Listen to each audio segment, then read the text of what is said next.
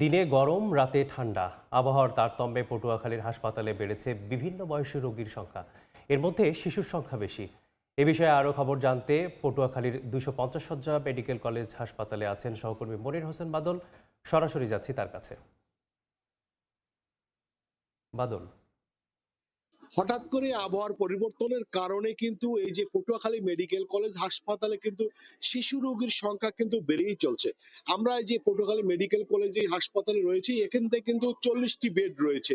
আর এই 40টি বেডের বিপরীতে কিন্তু আজকে আমরা দেখা যাচ্ছে 108 জন রোগী কিন্তু এখানে চিকিৎসা নিচ্ছে।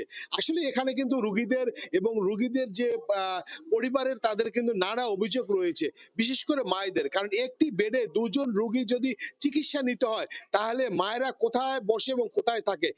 এক্ষেত্রে দেখা যাচ্ছে অনেক রোগী কিন্তু বা শিশু রোগী যেহেতু বেড থেকে নিচে পড়ে যায়, এতে আরো সমস্যার সৃষ্টি হয় এবং যেহেতু মায়েরা রাত্রে ঘুমাতে পারে না, সেহেতু কিন্তু আরো দিন দিন তারা অসুস্থ হয়ে পড়ছে।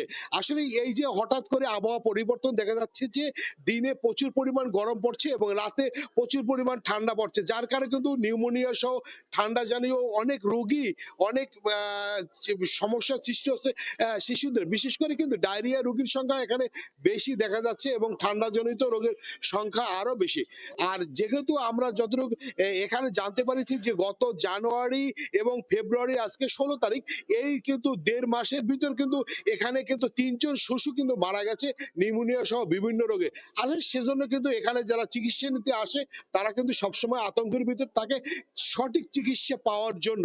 আমি এ বিষয়ে পটুয়াখালী যে এই মেডিকেল কলেজ হাসপাতালের তত্ত্বাবধায়ক রয়েছে দিলরুবা ইয়াসমিন রিজা, আমি তার সাথে কথা বলেছি। তিনি যে বিষয়টা আমাকে জানিয়েছে যে পটুয়াখালী মেডিকেল কলেজ 250 শয্যা থাকলো, পাশে আরেকটি 500 শয্যা হসপিটাল ইতিমধ্যে কাজ শেষ হয়েছে, কিন্তু এখনো চালু হয়নি।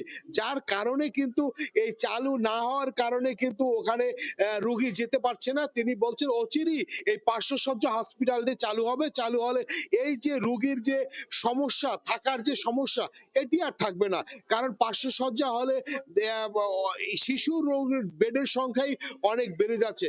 আর এখানে কিন্তু আমরা যে স্বজনেরা রোগী, যে শিশু রোগী রয়েছে, শিশু রোগীর যে মা এবং বাবা যারাই রয়েছে, তারা কিন্তু বারবার একটি অভিযোগ করে যাচ্ছে যে আমরা একটি বেডে আমরা দুজন শিশু নিয়ে আমরা দুজন মায়েরা কিভাবে থাকবো, যার কারণে তাদের চিকিৎসা নিতে এই তাদের হিমশিম খেতে হচ্ছে। আর এদিকে চিকিৎসক যারা রয়েছে, চিকিৎসকের হিমশিম খেতে, চিকিৎসা দিতে হিমশিম খেতে হচ্ছে। এই ছিল পটুয়াখালী মেডিকেল কলেজ হাসপাতাল থেকে আমার কাছে আজকে ঠান্ডাজনিত রোগের সর্বশেষ। যুক্ত ছিলাম পটুয়াখালী থেকে।